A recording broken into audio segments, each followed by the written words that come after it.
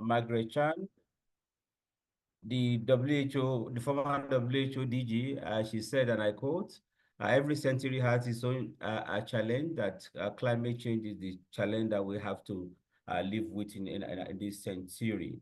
The health burden of climate change is enormous. It accounts for almost 250,000 deaths, additional deaths every year, and it's require more than $11 billion every year to finance the adaptation in the health sector as a result of climate financing. However, health sector accounts for less than 0.5% of global funding on climate change. And this is even more expedient now to look at climate financing for health in the context of external financing court for health. To respond to that, at the COP28, there was it agreed on the global principle for climate financing. And then, of course, to do justice to this conversation today, DJI Consult on this webinar series, we have lined up a very experienced experts from the academia to the policymaker to development partners that are very experienced in the area of climate financing and health. So we are highly privileged to have Professor Josephine Bogie, who is Professor in Health Economics at International Institute for Applied System Analysis in Australia. At the same time, a member of London School of Hygiene and Tropical Medicine. We also have in our midst the Honorable Commissioner for Health in Nasarawa State, Dr. Shoko Nugaza Gwamina, a very experienced development practitioner and at the same time policymaker in Nigeria. We also have as a panelist from far away Jeddah in Saudi Arabia, Habib Abubakar, who is a senior climate change specialist at the Islamic Development at the Islamic Development Bank in Jeddah. Also in our midst is Dr. Zakaria Muhammad. Dr. Zakaria Muhammad is the Director of Climate Change and Environmental Health at the Federal Ministry of Health and Social Welfare in Nigeria. And lastly, we have Rukaya Muhammad, who is the Desk Officer for Climate Desk Officer for Climate Change and Health at the National Council on the Climate Change. The pleasure is mine to welcome you all and thank you very much for joining this very important discussion. So to our to the audience, please, we strongly encourage you to introduce yourself, provide your names and your affiliation in the chat box. And please, whenever you have questions or contribution, please put into the chat box and we'll ensure that we attend to your questions. Without wasting more time, I would like to start this webinar series with a keynote presentation from Professor Josephine Bogie that will be looking at opportunities, challenges associated with climate change and health financing.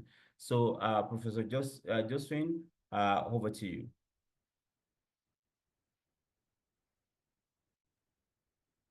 Hello, very nice to be here with you all, and thank you for the introduction. So I'm going to talk a little bit about climate and health financing.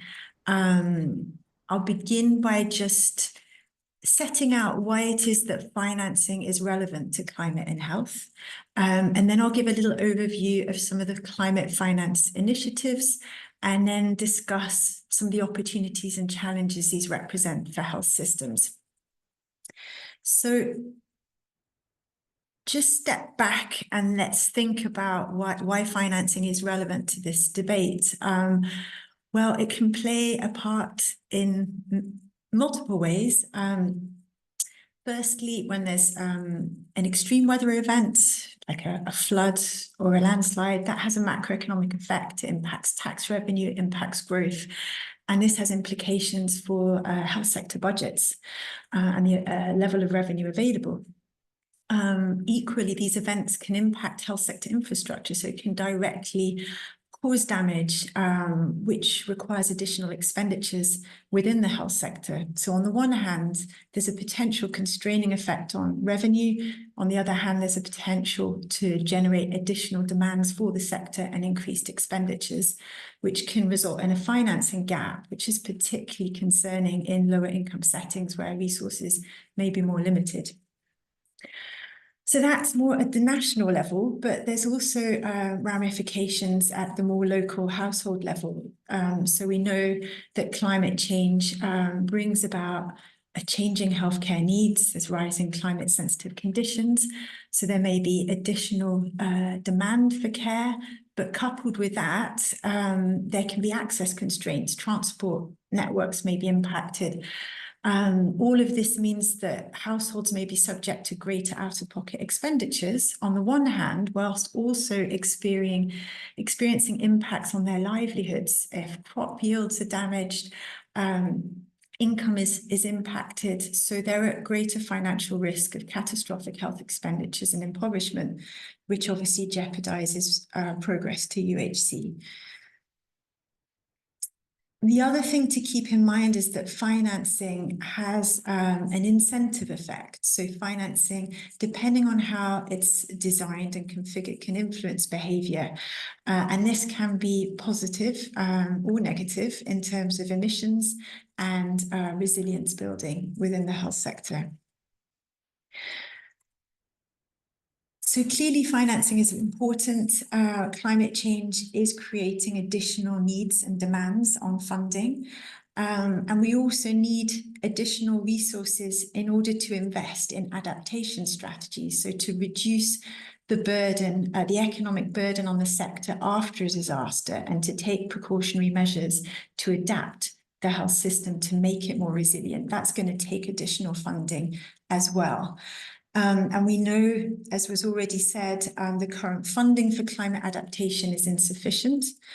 So we need more money. And we also need a bit of a rethink about the sources of funding and the mechanisms, the architecture around financing to ensure that the health system is climate ready. So we're going to be talking about climate finance today and just thinking about what role it can play in all of this. So what do we mean by climate finance? Well, essentially, we're talking about financing for activities and instruments that support climate change mitigation, so reduction of emissions. So, for example, reconfiguring supply chains or procurements to make them more procurement systems to make them more sustainable, or it could be for adaptation activities, so investments to reduce the vulnerability of the health sector to climate change and build resilience.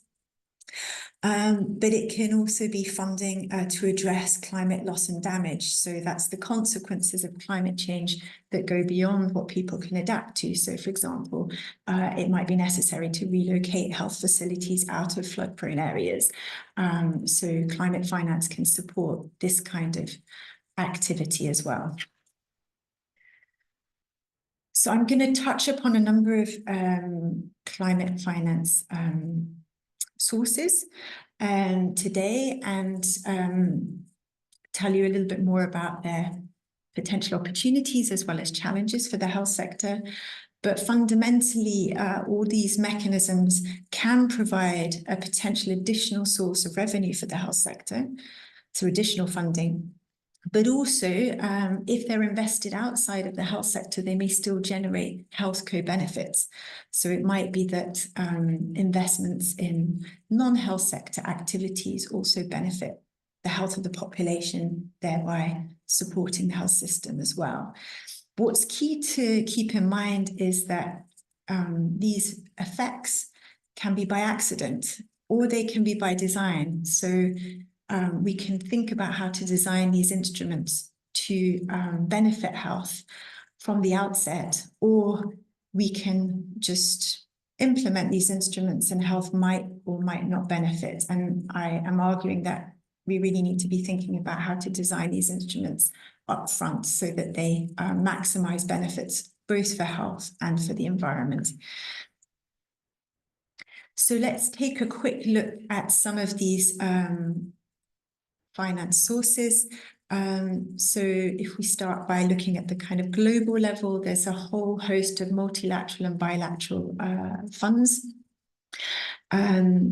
However, as of some years back, we were seeing that a very small proportion of these are actually being used to support health-related activities. And there's a number of challenges that have been reported that might explain this. One of the issues is that there's a lack of health-related accredited institutions, making it difficult for them to access climate finance. The other issue is that a lot of the money isn't actually benefiting so much low middle income countries, and much more is for mitigation than for adaptation. A last issue is around the capacity. So in order for climate finance of this kind to benefit health, it requires a multi-sectoral understanding of both health and climate issues, and this intersectoral perspective hasn't always been present. But with COP28, with the guiding principles for climate and health financing, with the Climate and Health Co-Investment Facility and the World Bank Roadmap for Climate and Health Financing Action, there's lots of opportunities for more climate finance from multilateral and bilateral sources to benefit health in the future. So another source of multilateral funding is the loss and damage fund, which, as I mentioned, is really sort of born out of recognition of the West's responsibility for climate change and paying repairs to low and middle income countries. And it's the only existing multilateral fund with an explicit mandate to address both economic and non-economic losses from climate change, and that includes health-related losses. So this money, as I mentioned, can be used to rebuild health facilities. It could be used to provide access to healthcare for displaced or migrant populations. But there is a challenge around the size of the fund, with the amounts currently pledged being far short of what's needed. And obviously contributions are voluntary and therefore subject to some uncertainty about their future availability. So the other potential source of finance is that linked to carbon credits and offsets. So the voluntary markets whereby organizations or individuals can purchase credits to offset their carbon emissions. So this can be a source of revenue that could potentially benefit the health sector. But also this revenue, when invested in mitigation activities, these activities can sometimes have health or health system co-benefits. The challenge, however, is that the health and climate goals around these interventions are not always well aligned. So, for example, if we take investments in clean cook stoves, the cook stoves which minimize emissions might not necessarily maximize health. So some challenges there too. So let's just talk a little bit now about carbon pricing as another potential source of funding. So there's various types of mechanisms here. We have micro levies, which are really voluntary contributions that are earmarked for health. They're taxes, so like carbon taxes, for example, which involve obligatory charges on activities with emissions. And then there's the potential removal of fossil fuel subsidies. So for the micro levies, there's been nice examples, for example, of the UNITAID initiative, which was essentially an airline tax, which generated revenue that was then earmarked for investment in HIV/AIDS. So this type of initiative could potentially be expanded upon to support other health activities. Carbon tax revenue has been used in Switzerland, in Indonesia, and Iran, and many other countries to support health sector funding and can generate quite substantial sums. It's also been shown that investing fossil fuel subsidy removal revenue and carbon tax revenue into health can help to improve the social acceptability of these initiatives that otherwise might face quite substantial population resistance. But there are challenges with these approaches. I mean, with the micro levies, it can take a long time to set these up and to really advocate for the earmarking of funding for health.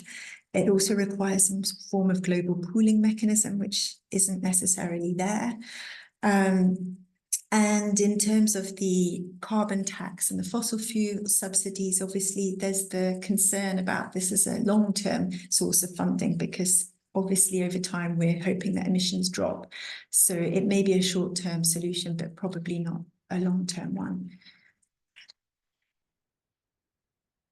So then, lastly, just want to talk a little bit about the more local level initiatives to support financing at the household level, and the social protection initiatives like cash transfers and insurance.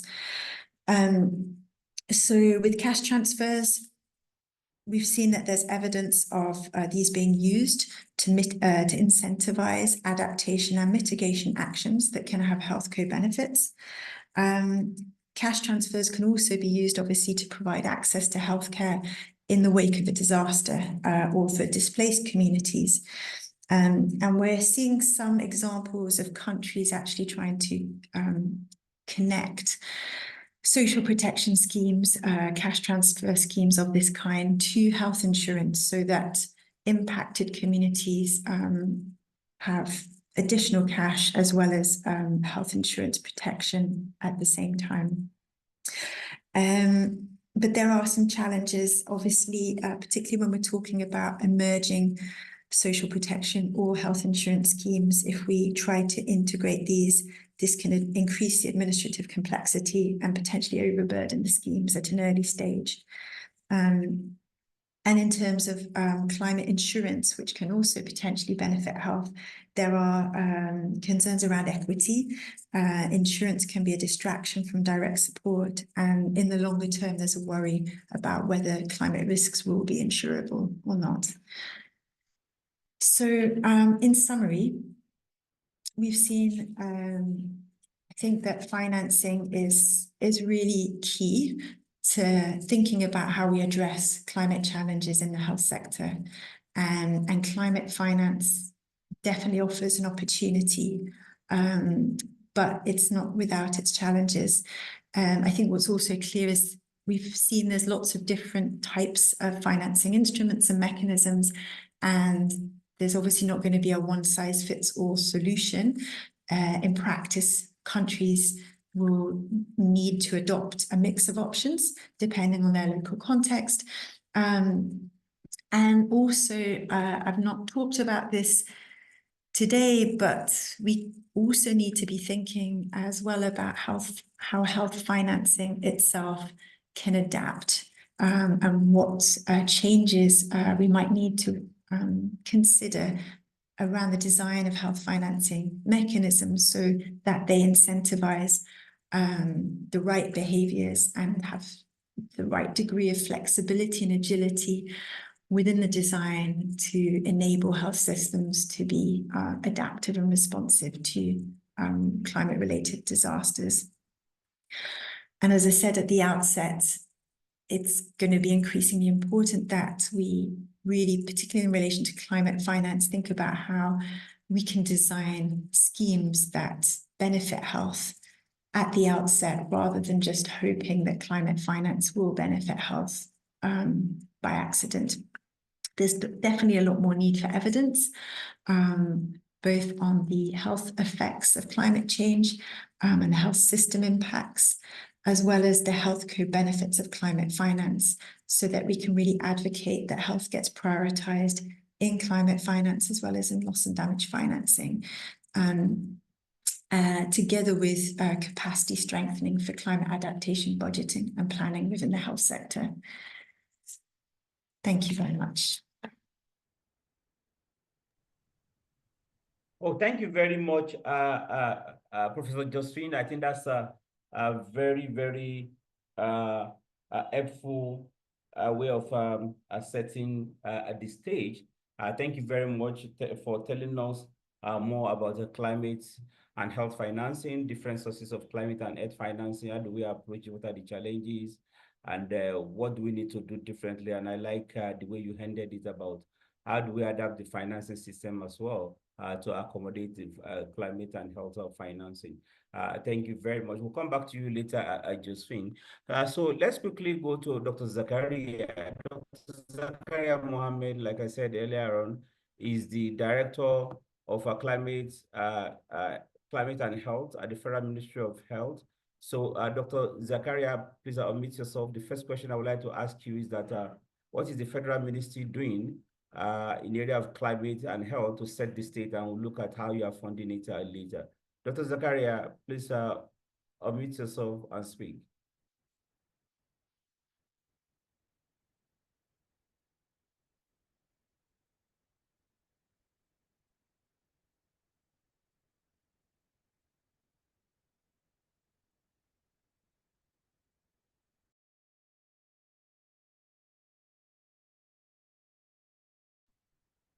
Hello, Dr. Gafar. Yes, I needed permission to unmute myself.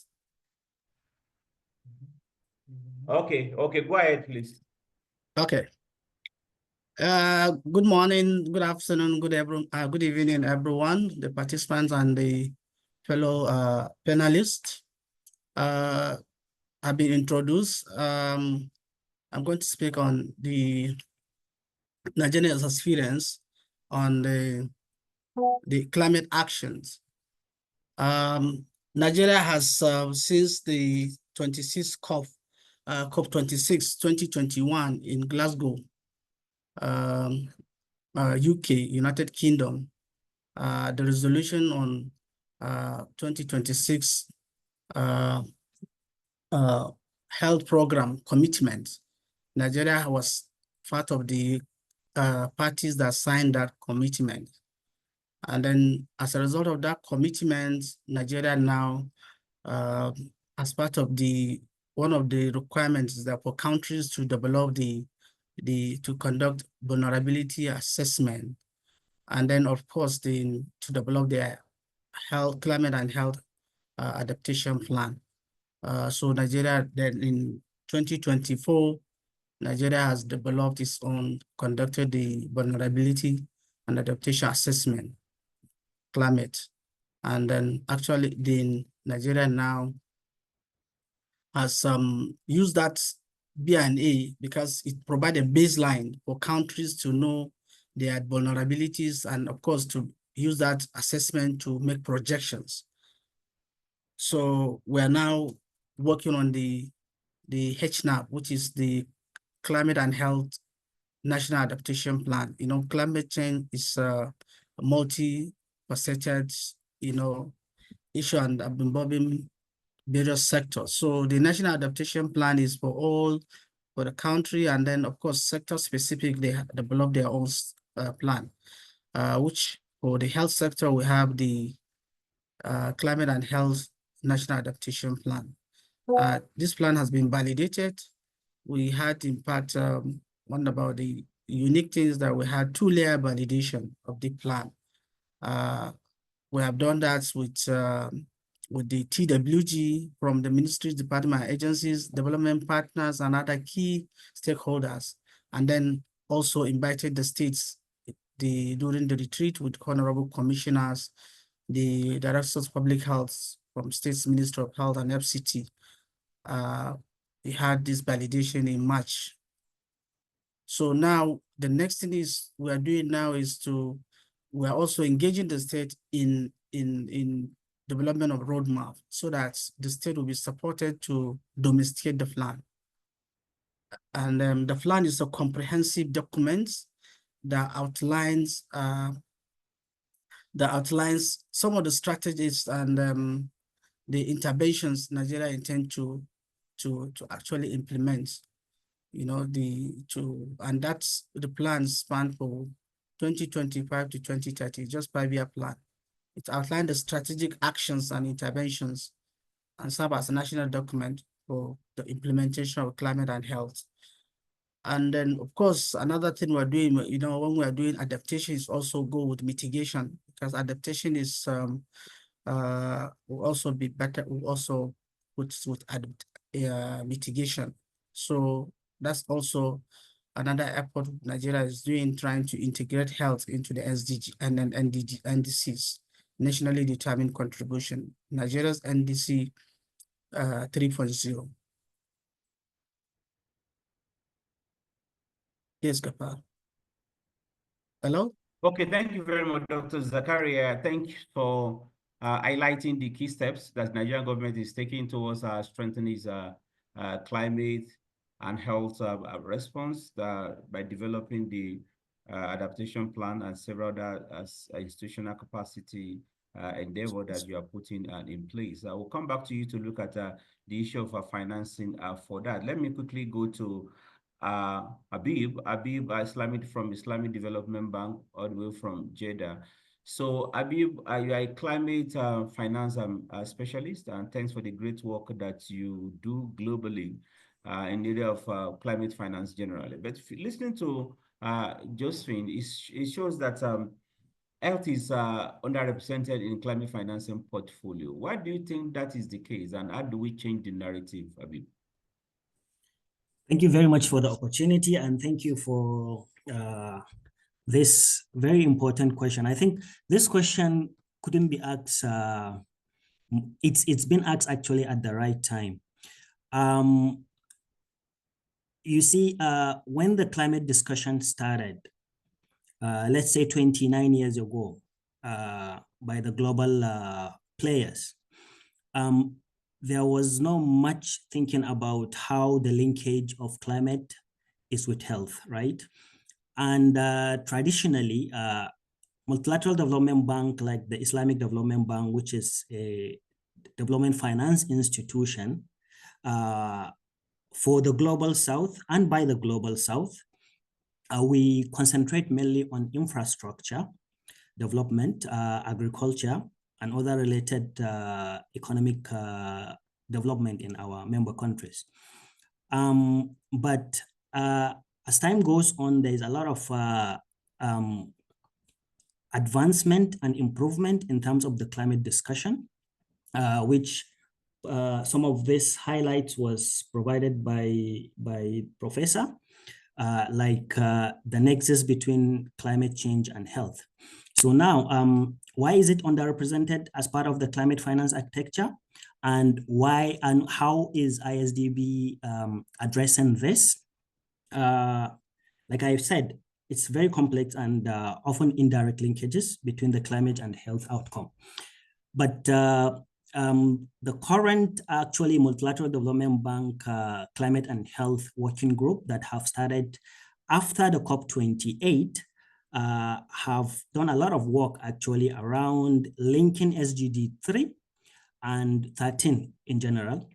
And one of the ways that we at the Islamic Development Bank support this kind of initiative, it's through our climate change action plan and our climate change policy, which this climate change policy actually was designed in mind looking at the SDG 17 all in all, including the SDG 3, which provide good health and well-being of the globe. And what we did, we have some of the pillars within this climate change policy, whereby we try to increase our focus on adaptation toward social development, which health is also part of that, can be classified as that sometimes. And just to mention, actually, there is this landmark partnership initiative that is being led by World Health Organization. I think it's called Health Impact Investment. And there are a lot of multilateral development banks that are part of these initiatives. ISDB it's a partner of this initiative. And the main objective of this platform is actually to increase the participation of financiers into primary healthcare services in developing countries. And another way that ISDB is also approaching this important subject is actually through mainstreaming of climate and health into our operations. How do we do this? When we are designing a project, an infrastructure project, for example, that has to do with the health, maybe reconstruction of a hospital, provision of primary healthcare services in Burkina Faso, or maternity ward in Sokoto State, we try to mainstream climate change adaptation and mitigation both into the project. In terms of the adaptation, we try to look at the vulnerability of the country, of the location of that hospital, through physical risk climate screening of the infrastructure location. And during the project design, we recommend actually to incorporate sustainable, to use sustainable product in terms of the building. With other mitigation, we also try to recommend to the borrowers to incorporate actually energy efficiency equipment in the building. And ISDB has, we've made a pledge together with other multilateral development banks.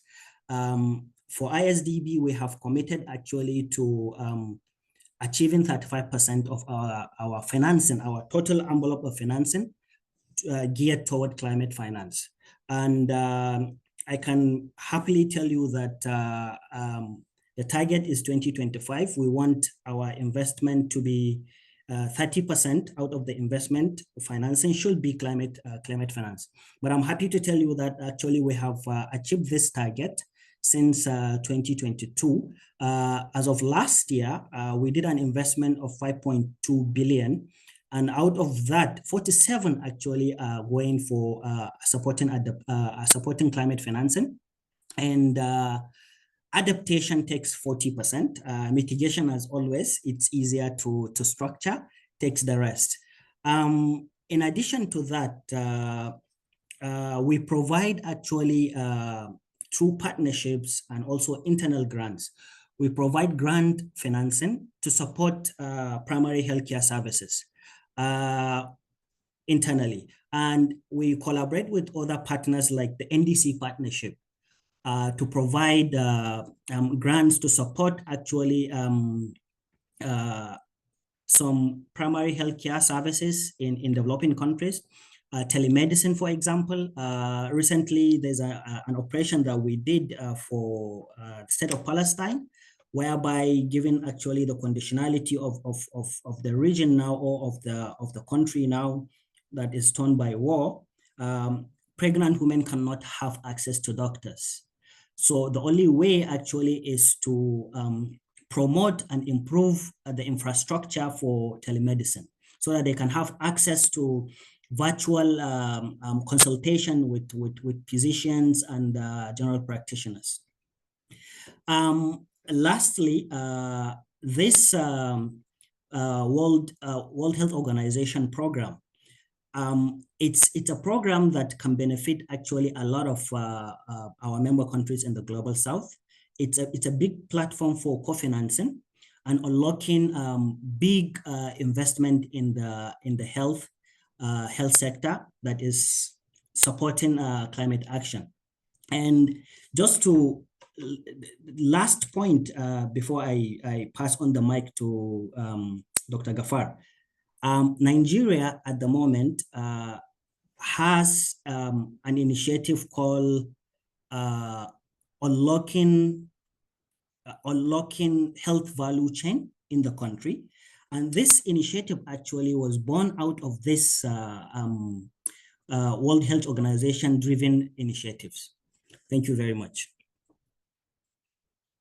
So thank you very much, Abib. I think that is very, very comprehensive in terms of how Islamic Development Bank is promoting climate financing for the health sector. A number of initiatives you have talked about. I think they are very, very useful. We would like to know more about them. I'm sure probably you share some material where we can know more about them. Thank you very much. So let me quickly go come back to Nigeria all the way from Jeddah, go to Nasarawa State, where we have the Honorable Commissioner for Health in Nasarawa State, Dr. Gaza Gwamina. So, Honorable Commissioner, we want to know from you how Nasarawa State because Nigeria is a federation, what happens in the national level, there should be a deliberate effort at the subnational level to make it work. And you being a champion of climate change and health, want to know what is Nasarawa State doing? What are you working with the Federal Ministry of Health to promote the climate change and health agenda? Over to you, Honorable Commissioner.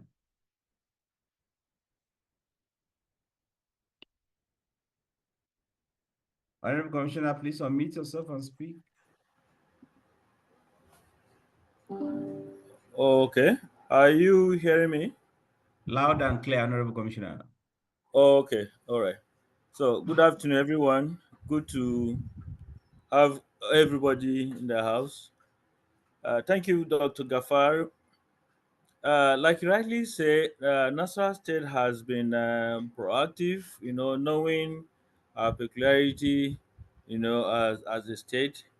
And if I will have to answer the question quickly, I think let me just concur with what Dr. Zakaria said from the Federal Ministry of Health, because what they've done is actually taking leadership, and they've been able to engage the states. And in the course of engagement, Nasarawa State has been a interested participants with key interests, and that was why when we first came to Abuja for that engagement, I went extra mile to see how we can begin to think of domesticating the HNAP. HNAP is just Climate Health National Adaptation Plan for the country. And just within this week, we had our team in Abuja being engaged by the Lafayette project for the same thing, trying to see how to domesticate whatever the national, that's the Federal Minister of Health, have been able to put together. Now, we've been able to see how to have a multi-sectoral approach to sorting out issues of climate and health. We've been able to have engagement with those in Ministry of Environment, those in Ministry of Agri, those in Ministry of Education, so that we can collectively, put our issues together and then see how to address them collectively. Because climate issues, as much as it affects health, is not only health alone. Some of them indirectly through agri, some of them, of course, mostly environment, and then there's that education, aspect of it. So we've tried our best to see how to get ready and get ourselves prepared so that the issue of domesticating the HNAP, we are already, awaiting whatever is going to come out of the engagements that have been going on, and see where they start to take it up from there. But I think we have a leadership in the state that is willing, to quickly key in, and that's our number one win. We have political, will, to be able to take it up from there. So if I will have to say something about our readiness, that is where we are, and we are working and collaborating closely with the Federal Ministry of Health. We've gone through the document, and we are going to the issue of domesticating it, putting our own context, and see how we take those things that work for us and make it work, efficiently and effectively. And then those things that might not really work because of our context, of course, we might have to look for other ways of mitigating some of these impacts of climate. Thank you, Dr. Gafar. Okay, thank you very much, Honorable Commissioner. It is very, very interesting to note that the Nasarawa State is being proactive by putting necessary policy and institutional framework and working effectively with the Federal Ministry of Health on climate change and health issue. We'll come back to you on the issue of financing. So let me find out, go to Professor Josephine quickly. So Professor Josephine, you are very, very articulate about the problem, about the possible opportunities. But at times the health sector actors find it difficult to make a very, very good case to the Ministry of Finance in terms of providing evidence of why they need more resources for any area, including climate change. So what evidence do you think the health sector actors need to generate to make a very good case for improved funding through climate financing? Okay, thank you. Yeah, so I think if we talk about climate adaptation finance, loss and damage funding, so this is guided by climate impact assessments, which usually look at like fiscal, capital, infrastructure impacts, but don't disaggregate impacts by sector. So we really need, and what they don't do is go beyond infrastructure capital to look at population impacts, morbidity, mortality. So what we really need to be doing is documenting the impacts on the health sector, the damage to hospitals, health facilities, the health impacts, and valuing those economically. So we can say, you know, this is the cost to the sector from, you know, whichever climate hazards, to really make the case for investing in health sector adaptation and ensuring that within the loss and damage funding, the health sector is adequately compensated for the losses that it's incurring. I also think it's helpful to demonstrate further the health and the health system co-benefits of climate finance. So we know that climate finance, obviously, it sort of improves the fiscal resilience of the country, but it also can generate social benefits as well. So if we can demonstrate those co-benefits more systematically, then I think this would also be positive.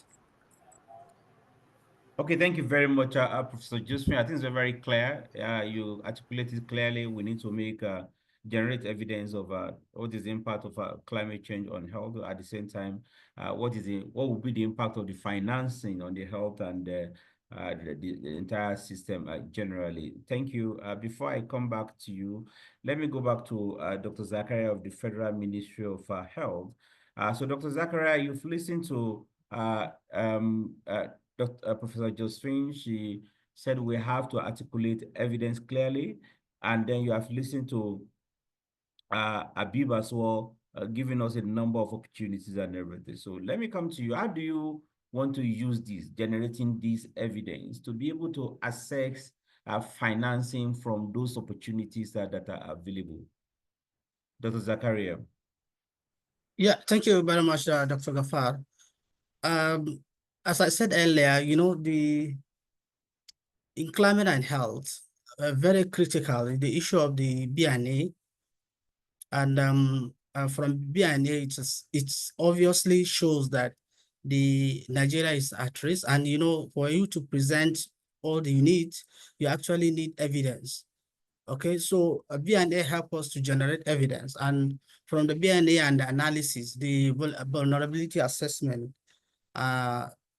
it shows that Nigeria will experience an additional 21% additional burden of diseases due to climate related challenge. And as a result of increasing temperature, which is expected to be increasing by about 1.1. Dr. Zakaria, we'll come back to you. Apparently, you are struggling with your internet connectivity. We'll come back to you. Let me quickly go. Dr. Zakaria, we'll come back to you. So, Honorable Commissioner, Dr. Gaza, if you are still there.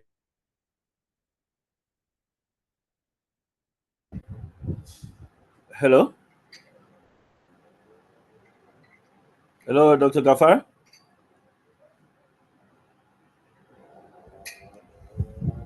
Hello, Dr. Gafar? Hello?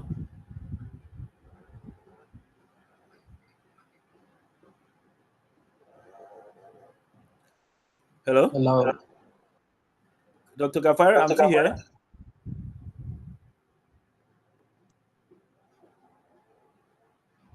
Hello. Hello. Hello. Hello.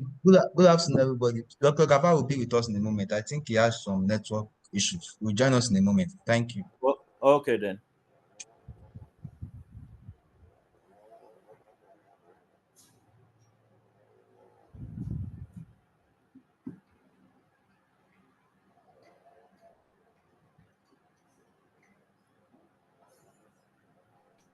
Apologies, please, for the internet issue. It's raining heavily in Abuja here. So, Honorable Commissioner, are you there? Yeah, I'm here. Okay, thank you. I quickly want to come to you. You are determined to advance this climate change and health in Nasarawa State. I guess you will be having some challenges doing that. What are those challenges you are facing at the moment, and what assistance will you need? We have Prof in the room, we have Abib in the room, we have Federal Ministry of Health in the room. What type of assistance do you need from the international actors and the federal level actors as well? Well, thank you very much, Dr. Gafar and other participants. I think let me start with the challenges we are already having because of there seems not to be okay, let me say climate issues seems not to be priority of most stakeholders, in health yet. So we have that huge gap of understanding of the issues we're talking about, that affects health with the changing climate. So, and most of these things have to do or will we require us do a lot of advocacy, sensitization for people to really understand, the impact of the climate change as far as health is concerned. So we have that huge gap of knowledge. So what we will need now, or we're anticipating as going to be our problem, will be financing some of these activities. Even though we are hopeful that we'll be able to have some domestic, resource mobilization to finance some of the little, programs we've outlined. But for us to really do to an extent that will have greater impact, of course, we will need external funding, and we can't rule out the technical, support that even the current actors or those that we feel, that are interested in health, climate change and health, they will really need more technical know-how so that they're able to take these issues to the next level. So technical support, and of course, technical support don't go without funding, and also high level advocacy, very important, and we will need that. And also, we will need that platform that bring all the actors or all the stakeholders in one roof. Let me put it that way, so that we begin to have state plan, that reflects our climate change or climate adaptability, plan in it, so that we are talking, as we are talking to people that will have be able to buy in to support whatever we're bringing, particularly the issue of budgeting. you know we will need all these things, in place before the next round of budgeting, so that even when you're making case, we have these activities to do, we have this and that and all that. So some of these things will have to come with data and then figures, so that when you're talking, at least it makes sense. It's something that is able to convince someone. And thank God, the first presentation by Professor Josephine, she mentioned a lot of things about the need for more research, so that we have some evidence to be able to speak with. And again, I think Dr. Gafar has shared some documents with us, and where we have that climate, vulnerability like assessment that was done, which is very important. So we need to now take it up further. This is what we have. This is what we found. How do we now mitigate what is coming ahead, and then how do we now be able to cope with the existing, effect or the impact we're already living with? So essentially, these are the things I think most states we need, so that we can be able to hit the ground running and And I can assure you that just like I'm speaking for Nasara, most states across the country, that is what we're waiting for. So that as we go back to domesticate what has been planned at the national level, we now have that assurance that we have some resources somewhere, we have technical support somewhere that can help us implement that. So it's not just planning things that we're going to put in the shelf. It's not just domesticating, have a beautiful plan, publish and then put in the shelf. No, how do you implement whatever we're going to be planning, so that we get to the meat of the matter. Thank you very much, Dr. Gafar. Thank you very much, Honorable Commissioner. It's very clear you need support in terms of technical capacity to build a cohort of experts in climate change and health to be able to develop a policy, have capacity to be able to implement it and do advocacy so that the necessary stakeholders will have a very good understanding of what we're talking about. So thank you very much. So I'm sure Dr. Zakaria is back. Dr. Zakaria, can you confirm if you are back?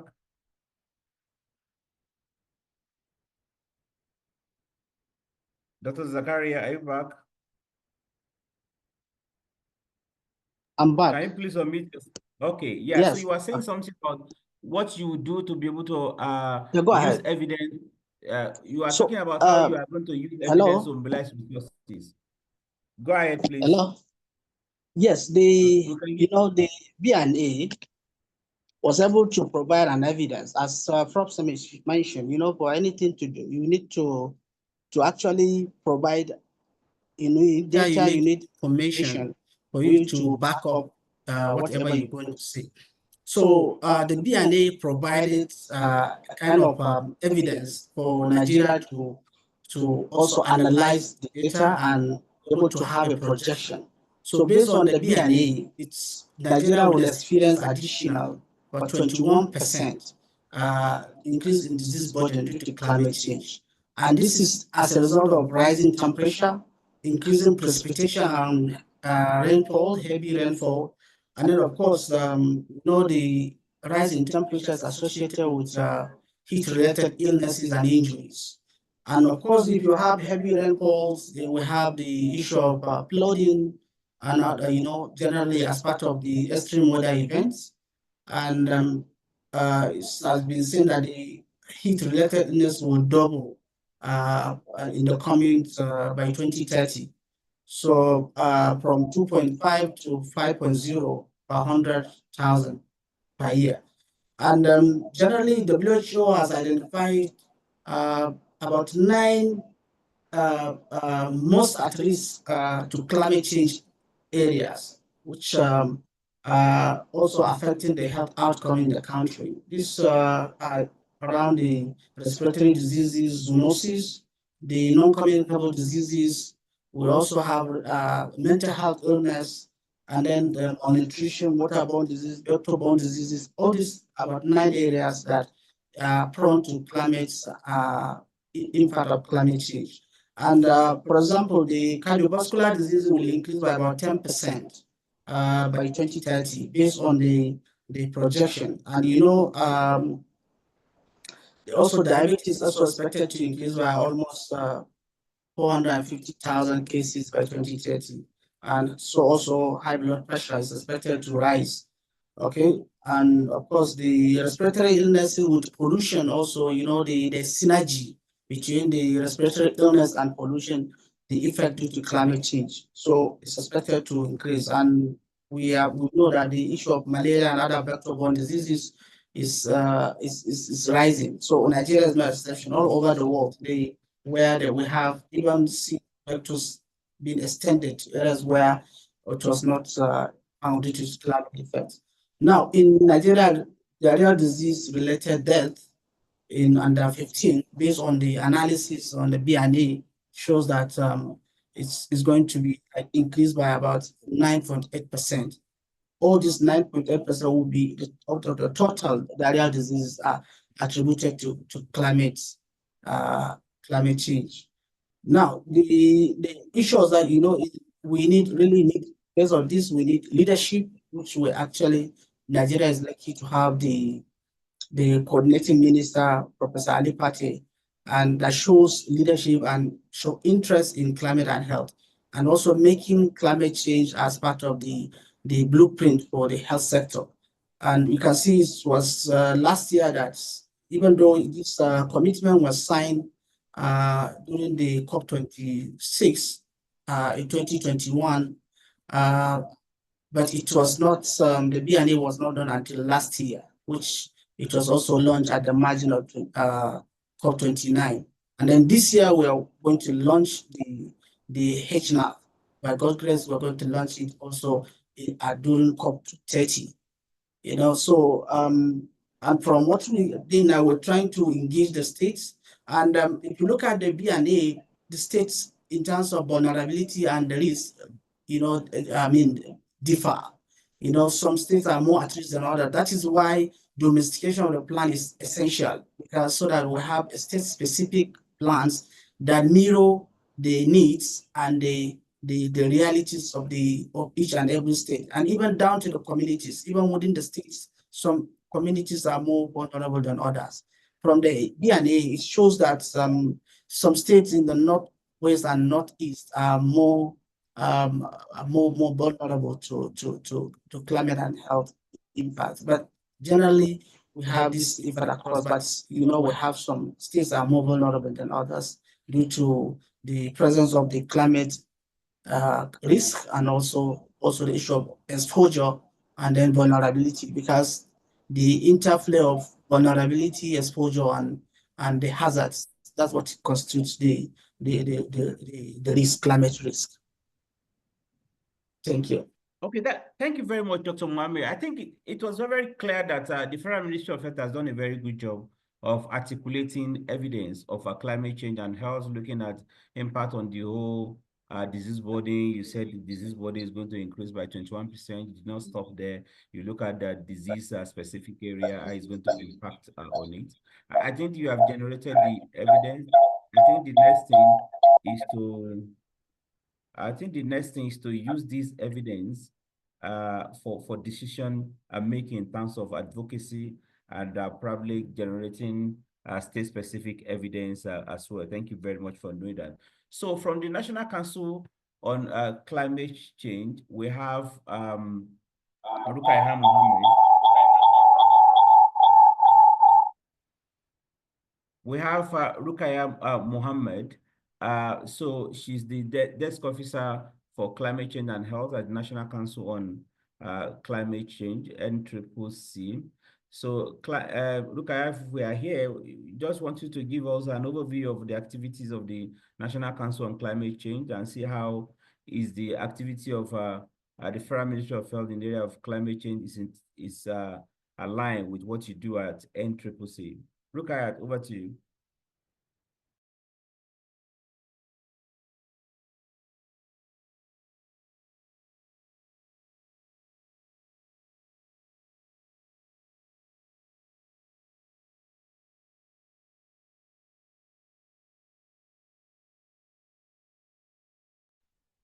Hello, Rukayat. Can you please unmute yourself and go ahead?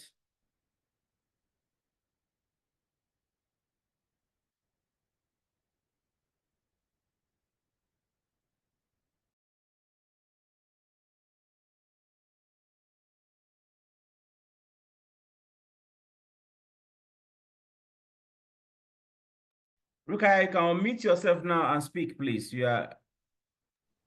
Please okay. Go ahead now. Okay, yes. I was unable to unmute because the host was not allowing me to unmute. Apologies about that. I don't know whether you heard the question, or should you want me to take it again? Yes, please. I would prefer if you take it again. Okay, thank you very much, Rukaya. Like I said earlier on, we wanted to give us an overview of what NCCC does and how best can the Federal Ministry of Health, align their climate change and health activity to the activity of NCCC. Okay, thank you very much for giving me this opportunity. As I've been introduced, my name is Rukaya Mohammed, and I work for the National Council on Climate Change Secretariat. Are you with me? Yes, we can hear you loud and clear. Please go ahead. Okay. So an overview of climate change activities. So some of the activities that are the mandate of the National Council on Climate Change Secretariat is the activation of the carbon market and operationalization of the Climate Change Fund, among others. So the mandate, the NCCC has the mandate to mainstream climate change activities and ensure that all MDAs are aligning with the efforts aimed at reducing their greenhouse gas emission in their various sectors. This includes health. It applies also to the private sector as well. NCCC is involved in programs and projects that are aimed at greening all sectors through decarbonizing their activities in a just and sustainable manner. The Climate Change Act has put in place the position that stipulates the NCCC as the Secretariat of the Council. I see in the letter you wrote to us, you only wrote NCCC. So I would like to correct that. We are not the council. We are the Secretariat to the Council. The council is being headed by the president, and the vice president is the chairman of that council. And the members of the council are the interministerial ministers of the various MDAs that we have. So we are the secretariat to that council. And our mandate is to ensure the mainstreaming of climate change activities across all sectors of the economy, as I've said earlier on. So the Climate Change Act has put in place the position that stipulates the NCCC as the secretariat to the council to oversee an integration of all mitigation and adaptation measures of climate change in sectors including health, which the Federal Ministry of Health and its partners are trying to integrate into Nigeria's NDC 3.0 by mid of this year. And we're hoping to submit that NDC before COP30. So the steps that can be taken by the health sector is to first communicate their interest to collaborate, make sure they qualify for the collaboration, and they have to set the areas, because when you talk about climate change and climate change in particular, it affects various sectors, and there are so many components: mitigation, adaptation, and in recent times, the just transition. So you will have to indicate your interest, see how we can help you to fill in their templates. But when the Climate Change Fund is being operationalized by the end of, we're hoping that it will be before the end of this year, then the NCCC can also fund some of those projects. But for now, we have not been capacitated to do that. The Adaptation Fund is another fund that can help fund some of these projects, but it will only fund the adaptation aspect of that project.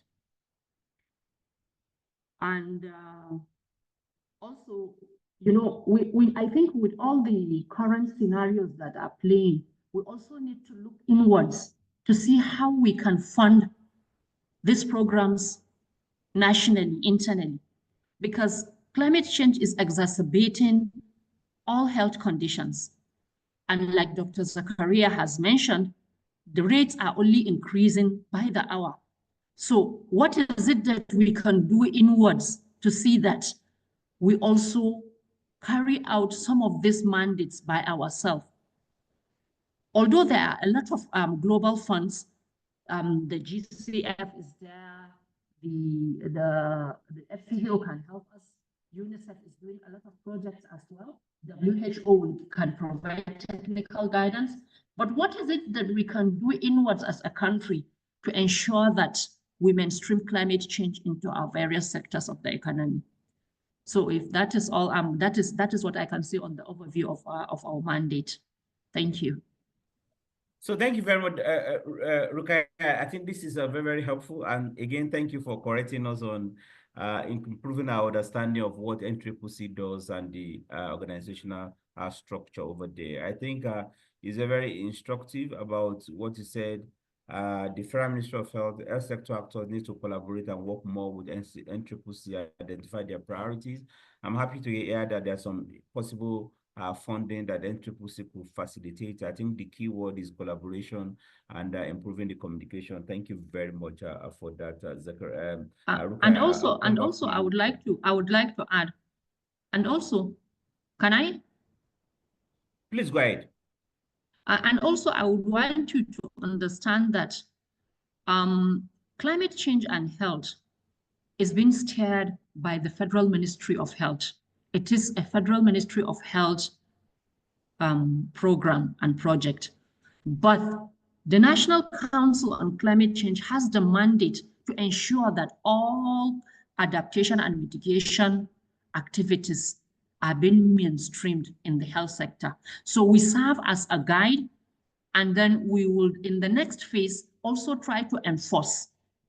So our mandate is to ensure that all line MDAs, that is the health sector inclusive, they mainstream climate change activities. So when partners like the DGI wants to come in, I want you to know that we would help in trying to access funding, climate change funding, because climate change funds can only be accessed through the NCCC. So our own is to guide MDAs on how to access those funding and to ensure that technically they are doing the right thing in integrating climate change into their sector. So I want us to understand that. Thank you very much.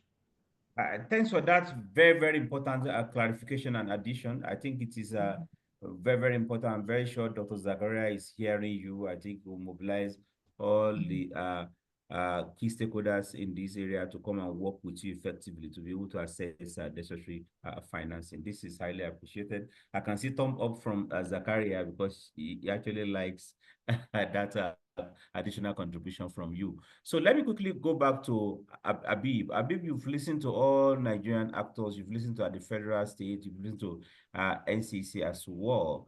So I'll ask you two questions in one. So two questions in one in the sense that one, how can multilateral organizations like Islamic Development Bank build the capacity of the local actors in a country like Nigeria? Because Professor Josephine said part of the reason why we are not able to access funds in terms we don't have the necessary capacity, we don't speak the language of climate finance actors, there are processes involved, maybe there are certification and others. How can Islamic Development Bank or other multilateral banks support stakeholders to be able to build their capacity? And secondly, what do you want the country actors to do differently, Abib? Yeah, thank you very much. It's very interesting discussion actually, and I'm also a stakeholder there, so it's very interesting to be part of this discussion at this time.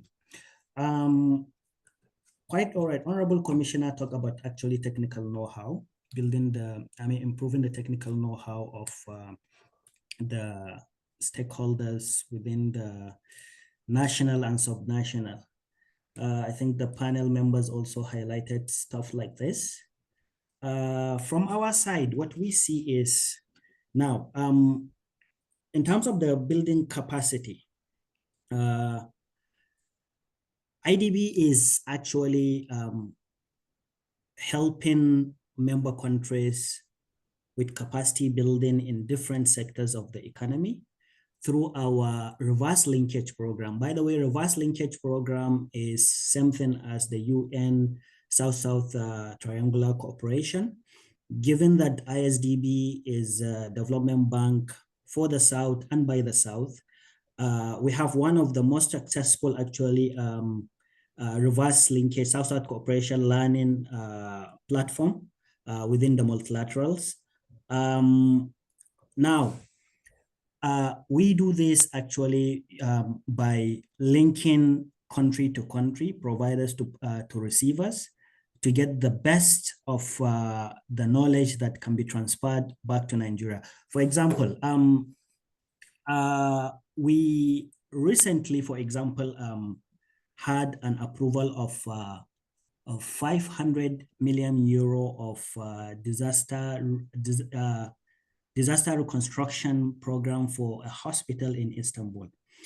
Given actually the advancement in terms of technology and capacity of Turkey, I think this is another way that, knowledge can be reversed back to Nigeria to learn how actually health workers in Nigeria can be able to cope with both impact of climate change, as well as in the case of disaster occurrence.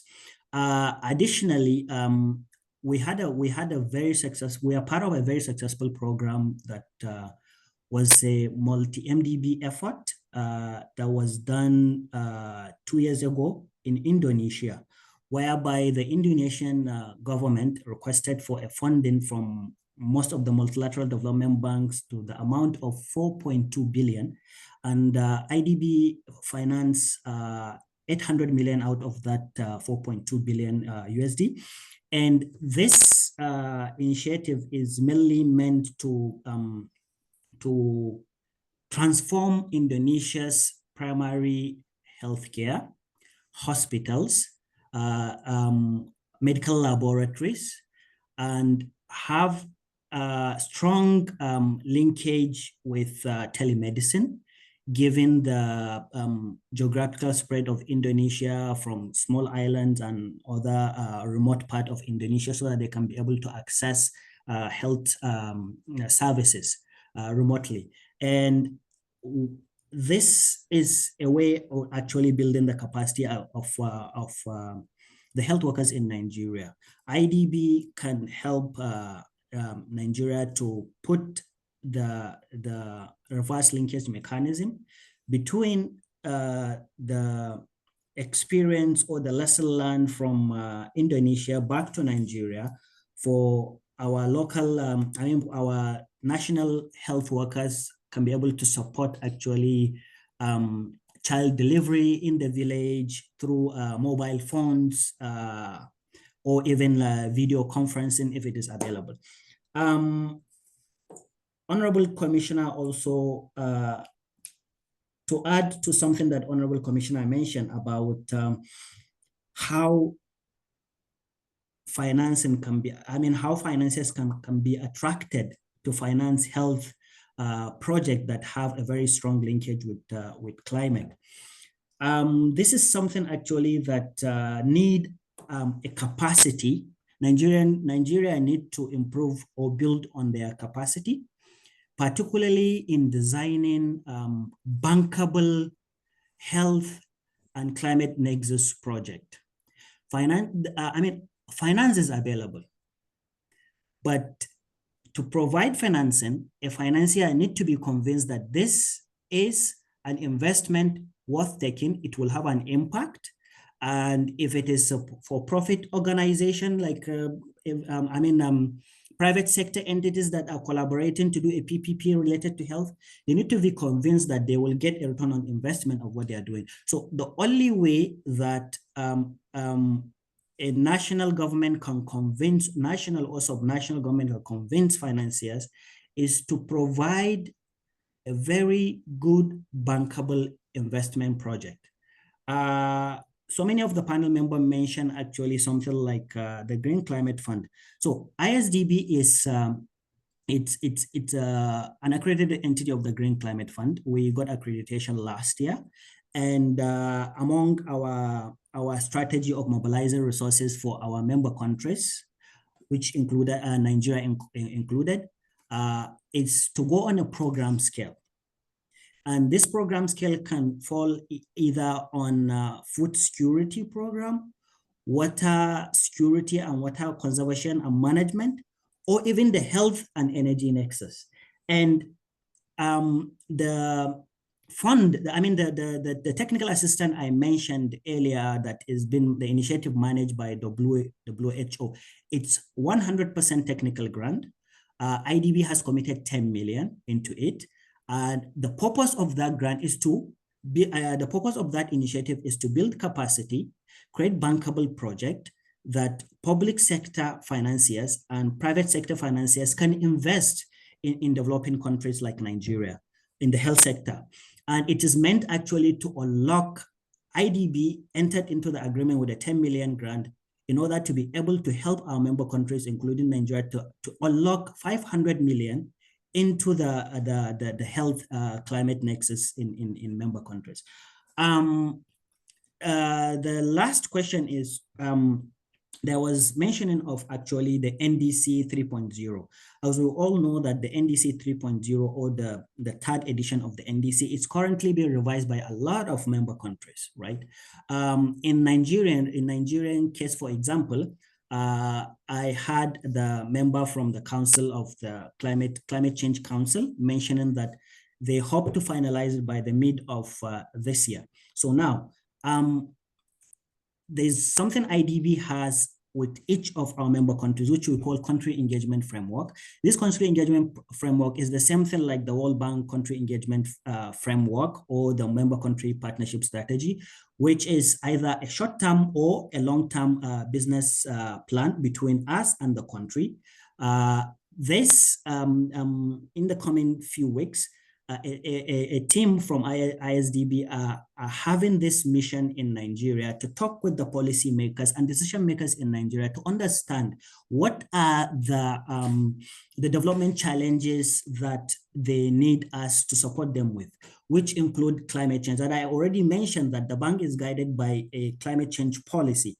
Anything we do, we look at actually how does it improve the NDCs of our countries. What are the contributions we are giving that will be channeled into the adaptation planning commitment or the mitigation commitment of a country? So now, this NDC 3.0,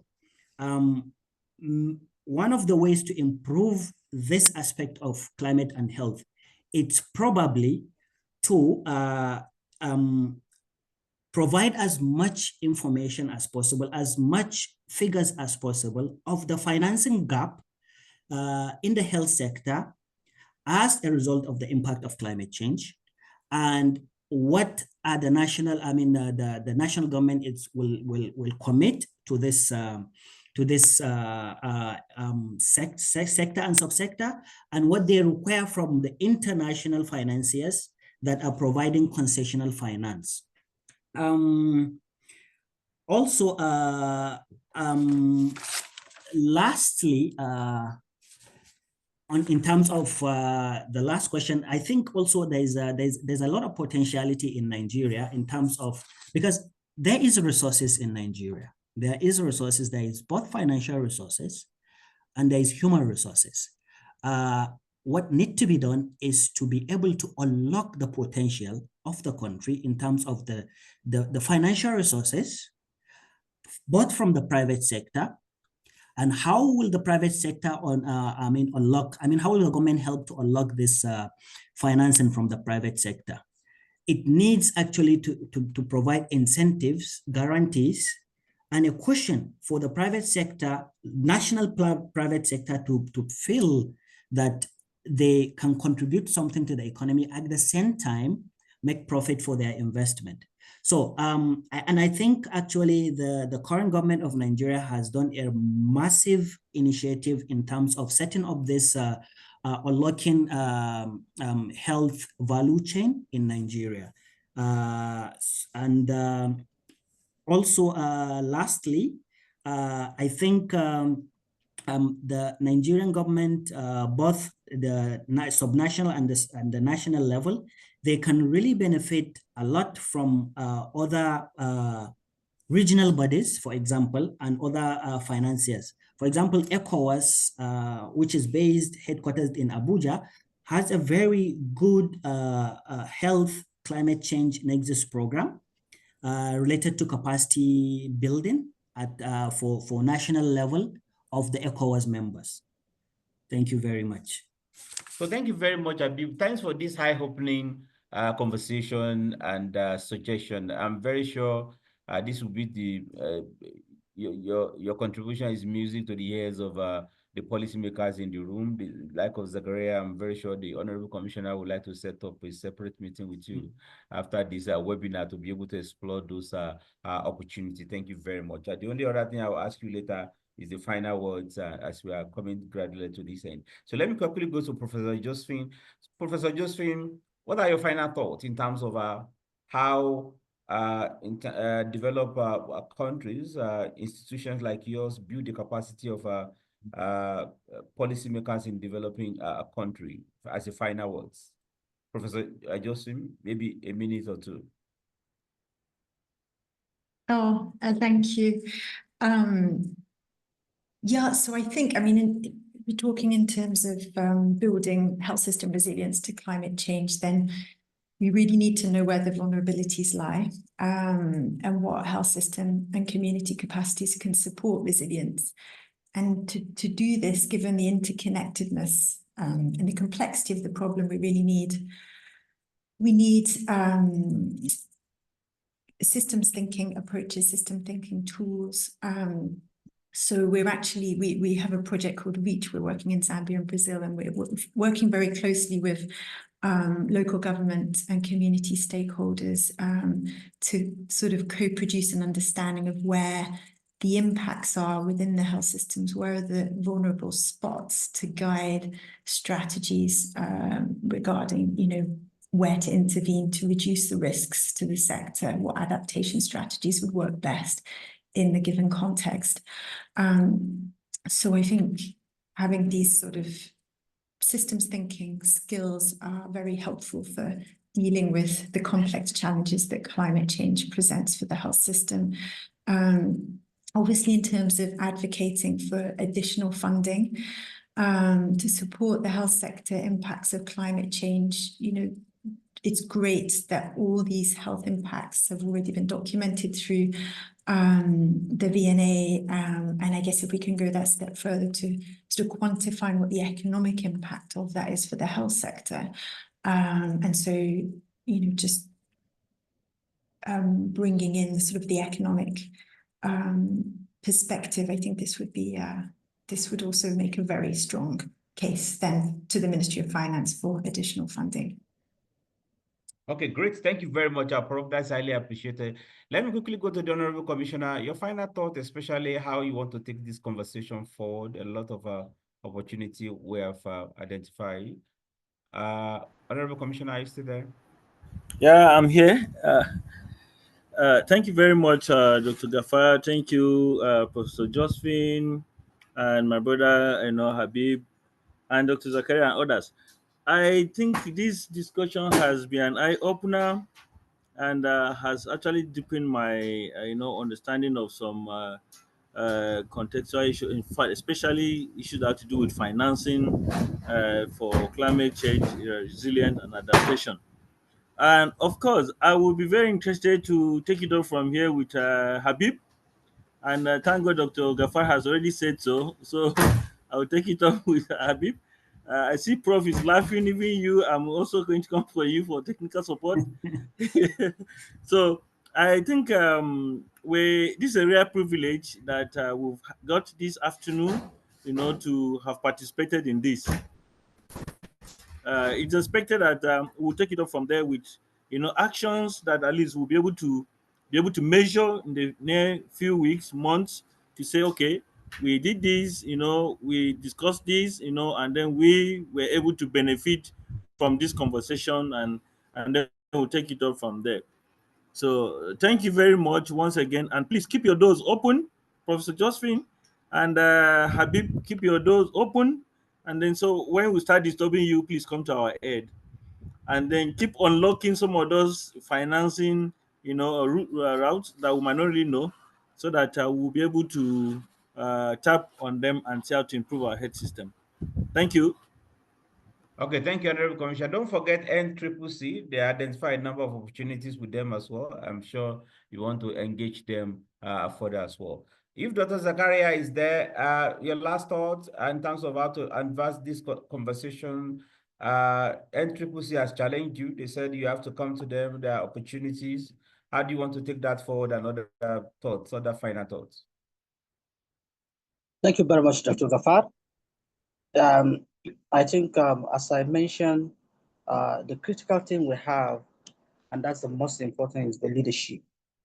In the health sector, we have leadership, where we have an expert and a leader that is passionate and there is actually very competent Professor Ali Patia, the coordinating minister of health, and who also put climate as part of his blueprint of his administration. Then even the permanent secretary, Daju Kachalan, as MNI, she's passionate about climate change, and she's very, very interested in issues that have to do with climate change. So as far as it's very easy for Minister of Health to have policy direction. We already have because of the leadership.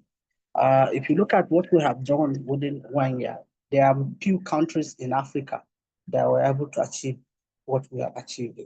Last year, it was we launched BNA. This year we're going to launch. We have done with the validation of HNAP. So we're going to build. On that, we're going to launch it here, and so we already have a kind of leadership, and we have policy direction. And our collaboration with NCCC is very cordial, very close relationship. And we know the role NCCC is playing as mainstreaming climate action across the stakeholders. So we already aware, and we get a lot of, we have of conversation. And currently Nigeria is making an effort to integrate health sector into the NDC, and NCCC Secretariat is really helpful about that. We have a lot of partners that are supportive, including the FCDO, Foreign Commonwealth Development Office, World Bank, WHO, and quite a number of partners, including the DGI, also supportive. So we have support, and then of course the states have interest, and most of the implementation will happen at the state level. So we ensure that we carry state along because they are key, and collaboration with also other stakeholders. Most of the determinants of health lie outside health sector. Most of the determinants of health lie outside health sector, and climate is a risk multiplier. So across sectors, we need to collaborate to ensure that we get the results. Thank you very much. So thank you very much, Dr. Zakaria. And lastly, I'll go to Rukaya. So any last thought in terms of, as a desk officer for climate change and at NCC, how do we advance the climate change and health conversation? What support would you like to provide in addition to what you've already said? In addition to what I've said, I want you to know that the NCCC is the focal point for all climate change activities in Nigeria. It also serves as the focal point for accessing climate finance. So when projects are being developed or are being proposed, rather, they submit the proposal to the National Council on Climate Change, and then we go through it, we critique it, and we issue a letter of no objection on whatever health project that they bring. And when they bring and we write the letter of no objection, then we can now submit to the development partner that will fund that project. So to access climate finance is very important, because without it, you cannot do much. So climate finance can support the health sector through building resilient health systems, through resilient infrastructure, disease surveillance and response. And also it can support vulnerable populations with all these things I've said. But we need to make climate-informed health planning and decisions on what we want as a country. What are our priorities? So that will inform the kind of project that you would develop. And please, I wanted to also request on this platform if Mr. Habib from the Islamic Development Bank can share his contact detail. We would very much like to write to him from the council, or would like to write the ISDB, if that is okay.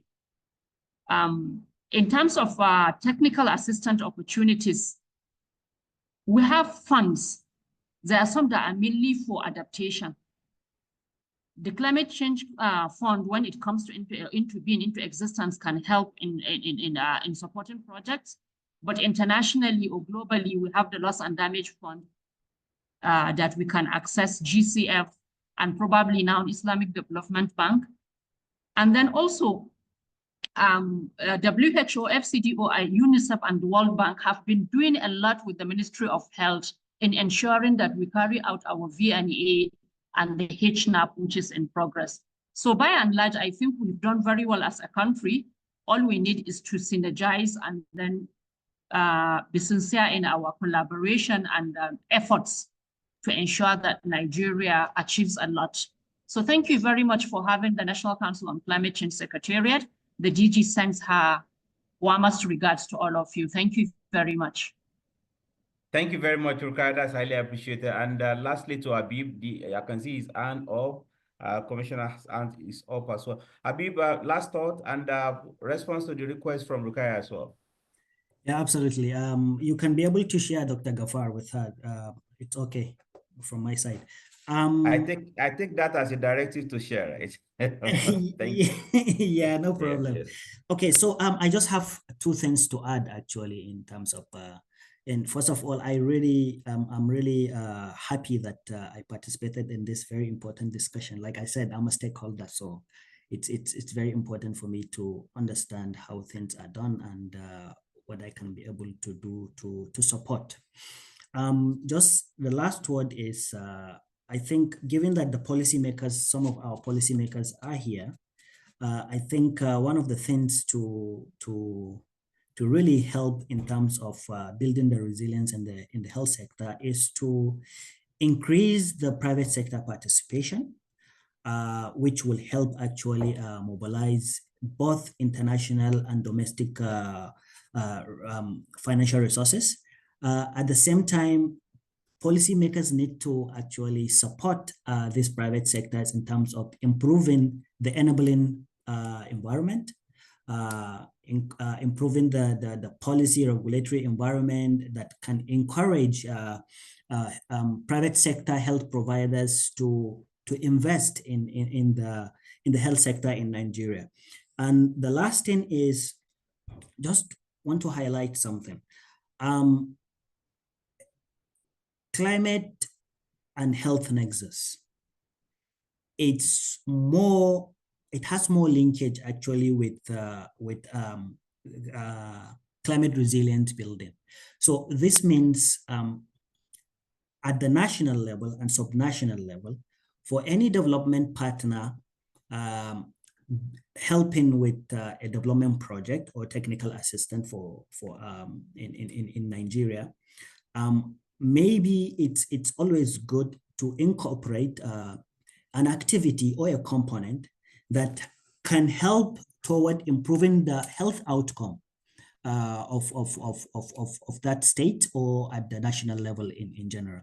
What I mean is, if we are building a school, we need to factor actually a component in terms of sanitation facilities in that school. If we are building a road, we need to provide actually a very good drainage system that can help with the passing of the water without spilling on the street, which can really improve in terms of mitigating against waterborne diseases and other related tropical issues that are impacted by poor infrastructure facility. So I thank you very much for the opportunity, and I look forward to more discussion on this in the future. Thank you. So thank you very much, Habib. On this note, I would like to thank all our panelists, Professor Josephine, Habib, the Honorable Commissioner, Dr. Gaza, Dr. Zakaria, and Rukaya. We really appreciate each and every one of us. I think you agree with me. We've had a very, very robust conversation on the topic of unlocking climate finance for health. You've been able to educate us about the health burden of the climate change, but at the same time, looking at where the resources can come from. And then, of course, you have to enlighten us on how we are going to approach it, specific steps that we need to take. And I can see a lot of networking that is actually, social networking that is actually happening through this conversation. I believe our policymakers would like to take it forward, to engage further Professor Josephine, and engage Habib, engage Rukaya, so that we are going to build a sustained engagement on this climate change and health. On the part of DJI Consult, part of what we are doing is to provide some specific technical assistance, but at the same time, create a platform for people to come together. So we have created what we call Nigerian Climate Change and Health Assembly, which is going to be an area of stakeholders that are committed to advancing the climate change and health conversation. So I thank you. I thank all the audience as well. Thanks for your patience. Thanks for your contribution to the chat box as well. We really appreciate. And like I said, this is going to be a sustained conversation. And I believe the Honorable Commissioner and Policymaker will follow up with Habib, follow up with Josephine and Rukaya, so that we are going to sustain this conversation and make progress. And maybe by this time next year, if you're having this kind of conversation, probably we are looking at the projects that we have been able to broker through this kind of effort. So thank you all. I really appreciate